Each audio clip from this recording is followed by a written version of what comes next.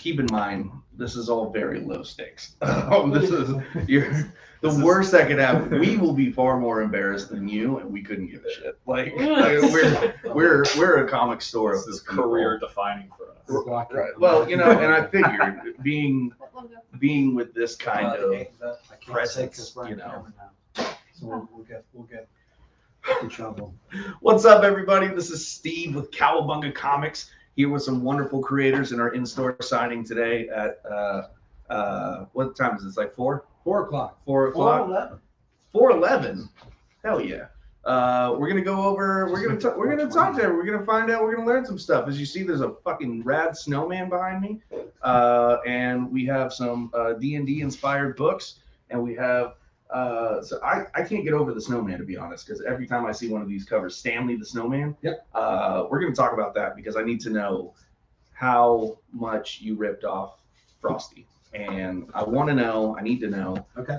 It's going to make me feel good. So why don't we start by introducing ourselves real quick? Austin? Like now? Yeah. Okay. Hi, I'm Austin Janowski. I'm a professional comic book artist, writer since 1994, so just a little while. I'm also an actor, director, and writer for 6 years. I was born in 1994, so. Yeah, I don't feel old at all. Fellas? Hello. My name is Brian. I'm the president of Shatter Comics, and I guess you'd say the producer of our book Hardly Heroes. My name is Kyle Hill. I'm the writer of Hardly Heroes. So what I really love about Hardly Heroes, and we're going to get into the story here in a minute because it really is a phenomenal story and why you guys wrote the comic and why you made the comic. But beyond that, and definitely obviously less important, your symbol for Shatter is dope, and I absolutely love it. It is a just straight up lightning nightmare horse, and I'm obsessed with it. Yeah, Shatter. It's Metallica's Ride the Lightning meets Dark Horse. Fucking look at you guys. Yeah, there you go. That's absolutely great. So That's cool. Austin, let's start with you real quick. We're gonna talk a little bit about your books and what you have set up here. Sure. And why don't you just tell us all about it? We'll go from left to right. So these are different books of published covers and pages that I've worked on for the past 5+ years. Stuff from IDW, stuff from Devil's Due, my own stuff. I'm an inker mostly. I've been lucky enough to work for some big companies, working on some books, Iron Man and Marvel and all that sort of stuff. And then I've got prints of my own creations because I wasn't really getting a lot of work as an inker, and I had stories to tell, so I became a writer. So like I have Stanley the Snowman, I've got Zombies Were Human 2, and I've got Divine Retribution, which brings me to Zombies Were Human 2. It tells zombie stories before how they became zombies. Okay, fair enough. So what kind of stories before they're zombies are we looking at? I'm glad you asked that. Thank you. Yeah. So I'm a great host. You have 3 teenagers. They're foraging spook, chasing a warehouse, and to calm the youngest of the 3, they make up stories of zombies that they see of who they were, how long they last, and how they die, sometimes in a funny way. And we've got a plethora of different ones, from a kid on the phone doesn't realize that there's apocalypse, to clowns, you name it. We've got all sorts of creepiness. And the interesting thing is, Don't like clowns. I'm on the phone. Just will you stop? Shut up already. Sorry about that, We're guys. professionals. Anyway, yeah, we're professionals. It's one continuous story. The main story is in color. All the zombie stories in black and white with different art teams. So even though it's kind of an anthology, it's one continuous story. Well, so that's what I was going to ask. It sounds very anthological. So is it anthology or is it? It's a kind of a mixture of. It's a mixture. So you've got the kids are telling the stories. You've got the zombie stories, and then the reactor set stories, and then they move on. Okay. So volume 1, they're trapped into a warehouse. Volume 2, they escape the warehouse and they get trapped in a safe room in the cellar of the next building. And then volume 3 gets them out of that into a church. And there's nothing spooky about a church with zombies in it, is there? I think church is scary in general, personally. Not a fan, but I will say that I love the idea of anthology that kind of connects in a weird way. one of the, a lot of us in the comic book community, in the nerd realm, in the pop culture world, we love scary movies, we love horror movies. A lot of people collect NECA toys and collect a lot of like horror movie icons. There was a movie, and I don't know if you guys have seen it. It was called Trick or Treat, right? And it had Sam. It was this weird little pumpkin-headed weirdo with the sack over its head, right? That movie is so wonderful because it's not an amazing movie, but the whole time you're watching these different stories that have nothing to do with each other until right at the end when you realize that they're all part of this one continuous story. And I just love that idea. And I love zombies. So, I mean, anything. So, We're Human 2. Yes. It's not a sequel. No. TOO. Also, we're human. Oh, yes. We're human too. Like they were human then before they became zombies. So it's a play on words. Now the cool thing about this is I wanted to collaborate. Right. So it's not just all pros. You've got people that are just starting out, like Gabe Kuna, Matthew Kaiser, Rick Danford, and then you got pros like Chuck Brown, Ethys Arcuri, Russell Nodi, Gary Gunn, as just writers. Same with the artists like Stan Yak, Justin Mason, Drew Zucker, and then we've got for Volume 2, we've got like actors, we've got directors, people that wanted to do a comic book but they just didn't think they ever could. They gave them a chance, write a story, it'd be cool. And then we got them in the Volume 2, and then stayed through with Volume 3 and Volume 4. That's awesome. Yeah. So I love that. I love the idea of it. Again, I love zombies, so I'll read anything zombie related. When they started doing the Walking Dead, what did they call it? When they started reprinting the Walking Dead, but a lot of color, Deluxe, Walking Dead Deluxe, I jumped on that because I mean, it's how can you not? And it was so wonderful, and I love reading it. And there's just still something after all these years of a saturated market of zombie stories that I don't get tired of it in a weird way. Just a little about me. Yeah. I'm one of those, like, I'm a prepper, right? Like, I love the doomsday prepper stuff. I always have.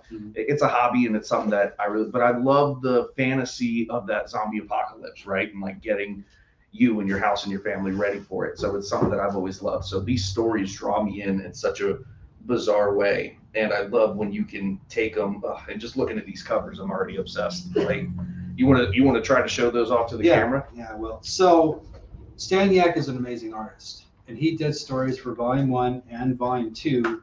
And I've had people that like the graphic novels, but that like collect books, the collectors, right? Right. So we did a Kickstarter with 3 or 4 different zombie covers as collectors. There you go. And it blew up. It did great. So while we're doing Volume 3 and Volume 4, we're also going to be doing collector comic books too, with 24 pages and different covers and all that also to go, because people like to read, people like to collect, and we're going to do stuff from both.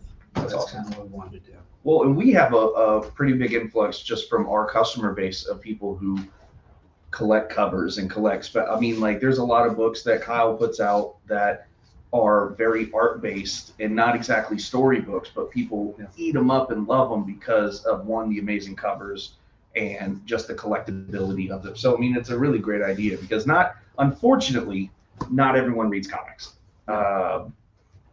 which hurts my soul a little bit, but makes me cry. At least people are still getting into the market, still getting into collecting. And if you just get into something that's pretty to look at, there's really nothing wrong with that, So tell me about Stanley the Snowman.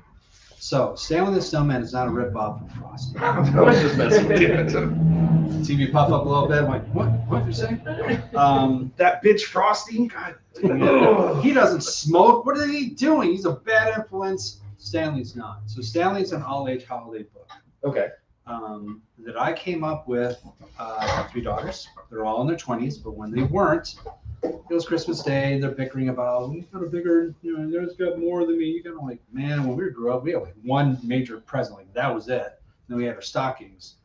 And the commercialism that's going on today, compared to traditions, it's really sucky. I should do something. I should write about it. And that's kind of how I thought about writing a story. But I didn't want to do like a Santa story. And I didn't want to do a reindeer story. And I go, no one's really done a snowman story for a long time. Right. So that's kind of what Stanley's about. Now, there is a magical aspect to it. Jenny is kind of the mixture of my 3 daughters together. She is the main hero in the story. She has the magic ability to bring Stanley's snowman to life every holiday season. And Stanley is infused with the holiday spirit in all the family's history, generation after generation after generation. And he's brought to life every generation by the one person by adding something, like the hat and the hands and the scarf and the nose. I've noticed he's got these dope mech wooden arms. Yep, that was made by her grandfather. Okay, very cool. Yeah, so we got it in through Scout, which was great, through their Scoot line, their all age line. Right. Which is a great thing. Richard Rivera is doing the publishing on it. And it's specifically set up for not only for kids, but for the whole family. It's something that the mom and dad can read with their child. That's what I wanted this book to really be about. That's awesome. And so we did the first issue. It's a nonstop. So you do the first issue, and then we're going to do the graphic novel. That's going to be launching. It was supposed to launch in December of last year. We had a paper shortage, problems with printing and whatnot, so it got moved to next year. So that's kind of what's going on. But the cool thing is they came out with these awesome covers, man. Like, we had a regular cover. Juan Pablo Montiago is our series artist. He's great. But then Comics Town 101 partnered with Scout and did these Dr. Seuss covers. My man, do you want to come grab some of these and maybe show them up to the camera? I mean, that way we can show them off. Now, Nate Johnson is the artist. Art by Nate did those, and he's just fantastic. He does all the stuff for Scoot and everything. That's fantastic. So, I love these covers. Now, originally, when I first came up with this, I wanted more of a Disney-looking style artwork, but as the years went by, I thought an anime style artwork would work better. So that's what the interiors are, is anime. It's interesting. I noticed that based off of the cover A, which this is the cover A, if I'm not mistaken. Cover A, yeah. So I noticed based on the cover A, he had a very anime face. And I was like, what?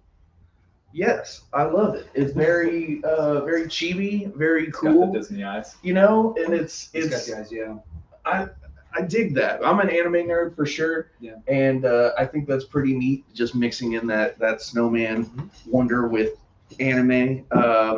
So it's cool. So it's all ages. So do you feel that you've put in themes that, you said adults can read with their kids. Do you feel like you put in themes and messages that the adults relate with as much as 100%. the children? Yeah, I think so. It's, this is all about, Operation Stanley, doing all that. And then the wrenches is like, the parents like, oh, we're going to Florida. We're not staying where we're at doing these family traditions. We're doing something else. Oh no, what are we going to do? And then the storyline is how Stanley goes down to Florida to spend Christmas with his family, and that adventure and journey that he takes to do so, and what Jenny does to try to get back to him too. So it's trying to hold on to those family traditions while spending time with family and understanding what's really important.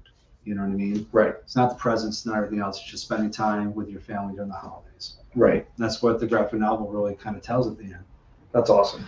So you put in cheeky moments that yeah, we did. Parents will get. Yes, we did. Yes, kids won't get. No, that's true. There are a few jokes in there. I think every great children's piece of fiction has always put in things that are just for the parents. Ever since Bugs Bunny, for sure. Yeah. and some of the Looney Tunes, the rad jokes that they would put in Looney Tunes to today, I love, and I'm not ashamed to admit this, love Adventure Time and Regular Show and just a lot of those Cartoon Network, kid shows, because they are fucking nasty. They are so dirty. But I can watch them not feeling bad that, one, I'm stoned and I get everything that they're saying. But two, that I know that, like, if I was watching this with, like, my niece or nephew, they would not get why I'm laughing so hard. And that's kind of a good feeling. That's like, all right, this is clean enough that they wouldn't get it. The chugging of soda kegs on regular shows is my favorite ongoing gag they do. Right. And it's just so... Well, it ages so well, because then you can watch it as a kid and appreciate it. And then because you're not noticing certain things, but as an adult, you're like, oh yeah. I still like to revisit certain movies, and I gotta tell you, I have fond memories of certain movies that have not aged well. And I'll go back and I'll be like, man, I haven't seen this in forever, love this, and I get 30 minutes in and I'm like, no, turn it off. But then you'll have some of those where you're like, oh my God, how did I never see this joke? How did I never get what they were saying? And I love that. So I'm a big fan of all ages. Obviously, we tend to be a little, if you guys watch our claim sales, I get a little off the hinges. I'm not a very PG person, but I do love things that are for everyone. I'm obsessed with Encanto, the movie right now. Good, yeah. I've watched it 10 times. I love it. It's one of those perfect examples of this kids can really love this movie, but gosh, adults can relate to it too and like really kind of learn the themes in it. So yeah. I love that. So I see you also have, is this original artwork? Original artwork, yep. So, and these are for covers that you've done? The first one is covers, the other one are different pages. Okay, very cool. And these look like they all have price. Is this Gunslinger Spawn? Yeah, so that was actually a commission that I was asked to ink like in 2012, and then someone was going to buy it, and then they never did. And then I've been basically dragging it around for like, what, 9 years? That's pretty cool. Now it's like, Gunslinger, no, it's popular. Oh, okay. So hopefully here in a little bit we can get to showing off some of these. That would be really neat. So let's move it on over real quick and talk to these gentlemen. And again, Shatter Comics is what we're calling it. So tell me a little bit about your book. I've heard the synopsis of your story, and I absolutely loved it. So I would love for you to give the whole pitch Sure. of why you guys do what you do. Yeah, so we're an independent comic book publisher out of Jacksonville, Florida.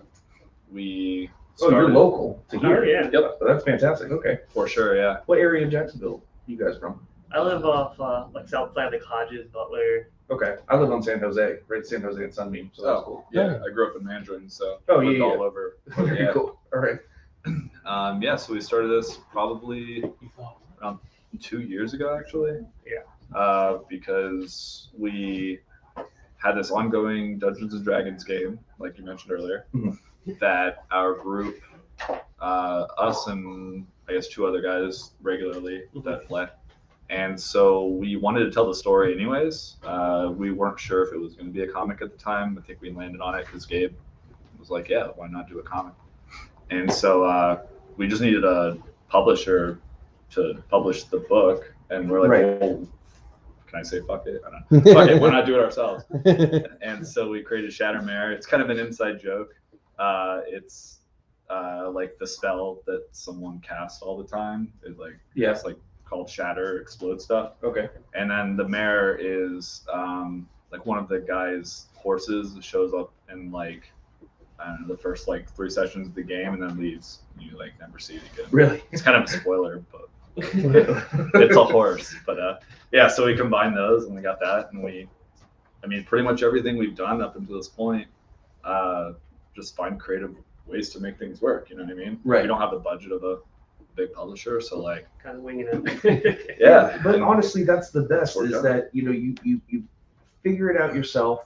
They look super high quality, like great print. I've seen a lot of indie books or self-published books that, not to sound mean, but look like shit. And these are all super high quality and they look great. You created your own label, and just like the joy and the thrill of getting to like go to shows and market them yourselves. And D&D has such a presence once again in today's nerd culture.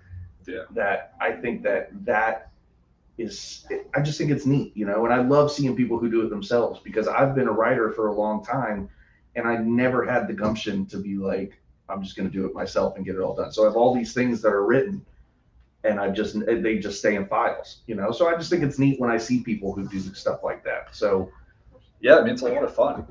From getting the logo created to actually Kyle helped us with the title. Kyle picking up the writing.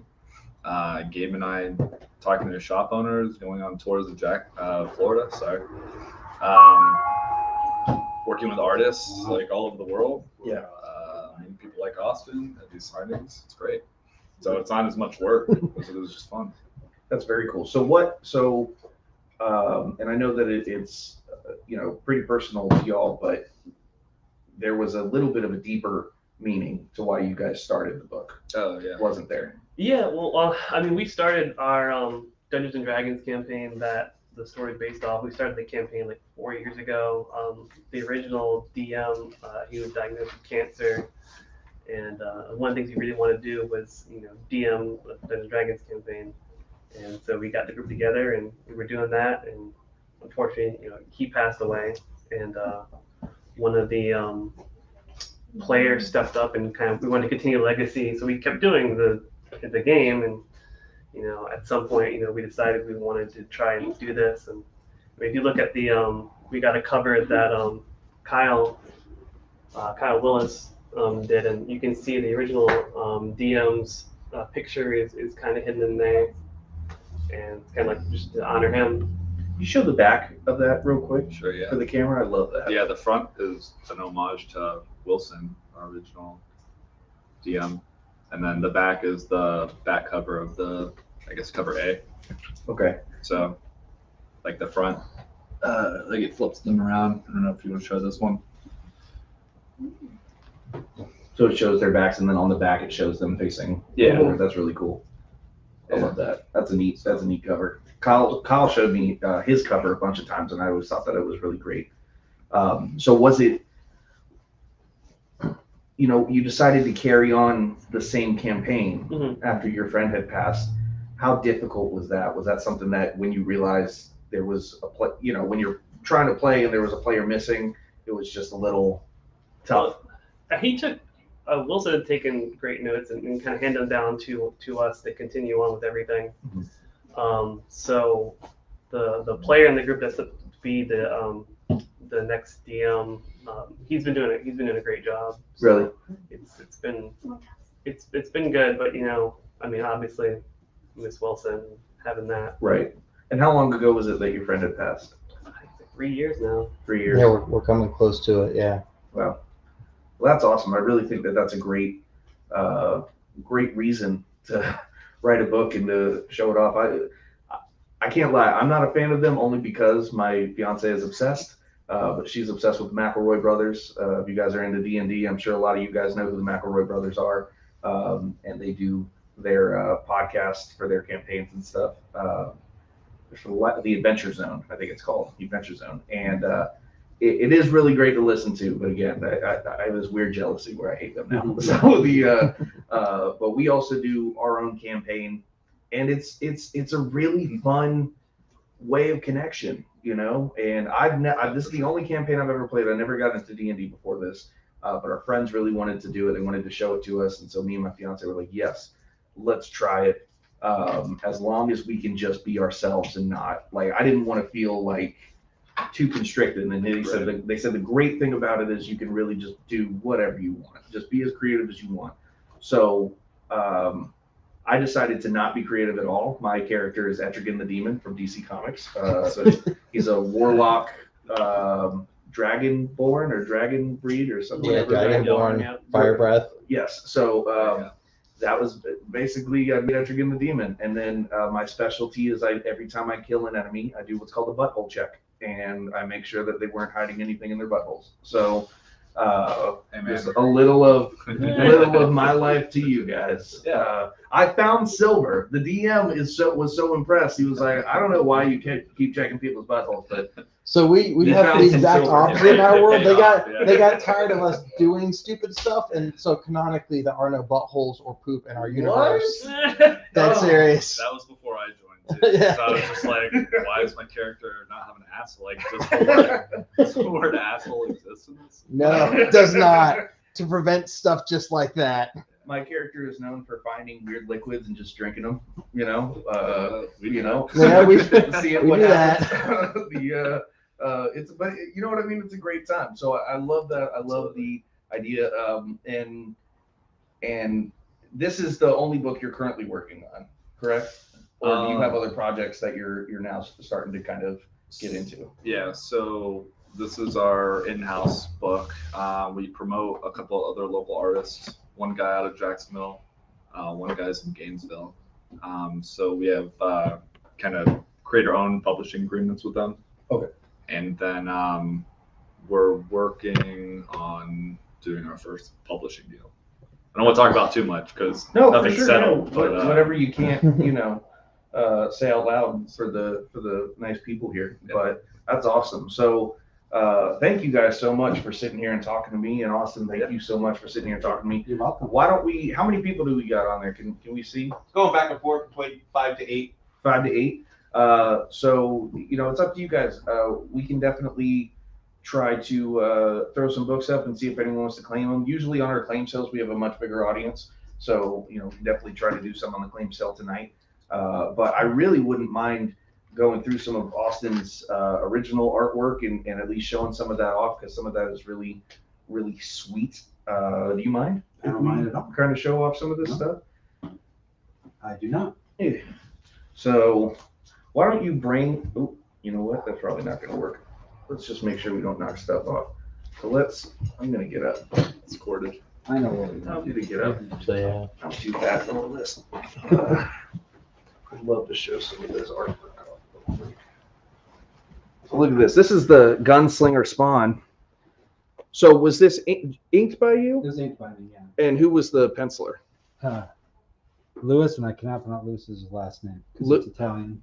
Louis Italian. Sorry, Lewis. Louis Love you. Louis Italiano. This is really neat stuff. And so you said you're primarily an inker. Yes. So would most of these be inked by Yes. you? Do you pencil all your own stuff for your books? No, I just write them. I've stepped back. I'm old, man. My hand doesn't work like it used to. So I don't do a lot of the artwork like I used to. I gotta tell you though, your inks are fantastic, man. Look at these. You got this. Am I showing them right? No, Yeah. I'm not. Yeah, that's Oh, it looks like Charles that. Is that Thomas Simpson's with the Tenny? pencils. Yeah, that's Thomas Tenny. That's a local. Thomas has a fantastic Instagram. Oh, dead poo. So that was for Infinity Con. Really? Mhm. That's a great spider mail too. That's really neat. So again, a lot of this stuff is available. Is there a website that if they wanted to pick up any of this? Or? I'm on Facebook. Just have a message me. Okay. So y'all definitely check out Austin's Facebook. I know I'm doing a bad job at this. You're fired. They're used to me doing a bad job with our claim sales and stuff. It's all right. And then a lot of these. So we haven't talked about any of these sketch covers, have we? No. These are sketch covers that are just blank covers. And were these done by you? By me. Completely? Completely. These are pretty neat. Look at Leia. Help me, Obi-Wan Kenobi. You're our only hope. I love that. I gotta tell you, this Palpatine is sick looking. Thanks, man. Like he has cancer. Both of them. I love it. Palpatine, I guess, is specifically made to look like he has cancer.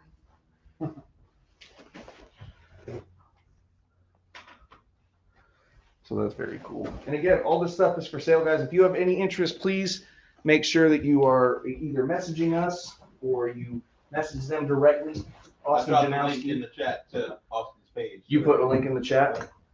And what about you fellas? Is there a place that people can go to buy your products, buy any merch? Or I see you have cool stuff like shirts and stickers and cards. Yep, yeah. So everything available here is on our website at shattermarecomics.com. And then there's even a couple things that we don't have here that they can order. So like if they're 18 plus, they can get a spicy version of this cover. And A spicy version. Yeah, it's up there for kind of at a discounted price for a limited time.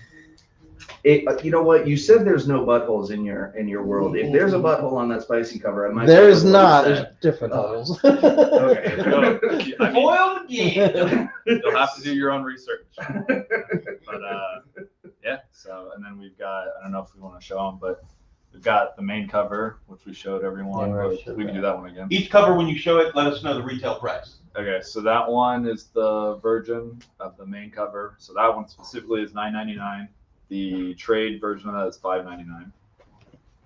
They got these two. So all the variant covers are $7.49. This is the Jason Metcalf. That's the Yes. Jason Metcalf cover, yeah. Jason Metcalf. He did the He did the last Ronin for Gotham. Yep. Yes, he Yep, did. that one. That's Oh, this is $14.99. Jason Metcalf. Wow. Yeah, and Jay Leeson. And more. He's very good. These are both Kyle's. This is oddly Jim Lee-esque. Kyle's Like older covers. Jim Lee X-Men. $7.49 and $14.99. Wow, that's fantastic. Yeah, I got signed by him too at C2E2. Is that his signature right there? And we Show can off. do signed copies of those. Show off this one real quick when you get a chance. That's a Jason Metcalf cover as well. Sure. Very neat. And then Go through the list. those last two are by a local guy named Jason Jason Sobel. Sobel. Oh, Jason Sobel. Okay. He's the artist that has the whoop cover. And then the Matt We had, Cat. we had to take his cover and edit it a little to get that. Thank you for showing me that. That's a very cool cover. Well, cool. All right, we got anything else we want to tell the people? I have a question for Austin. Sure. So when they move to Florida, are you gonna have a sequel of Stanley where he melts and it reveals he's really just Mecha Stanley the whole time? Like he has a full mech suit under him? That'd be so sweet. Oh, that would be cool. Or is the It snowman could be a the dream essence? sequence. Like he's an animatronic Yeah. and he's actually has Disney written on that and it screws everything up. I actually Yeah, like- had the vision that he moves to Florida Because he'll melt the snow away. and he just turns into like a Florida jit, and he just goes like gets face tattoos. Catch and- me outside. Yeah, catch me outside, kind of. How about that? And he has a Speedo on and like, Oh my gosh, he's literally Florida Stanley. there you go. I love The Office. I'm sorry.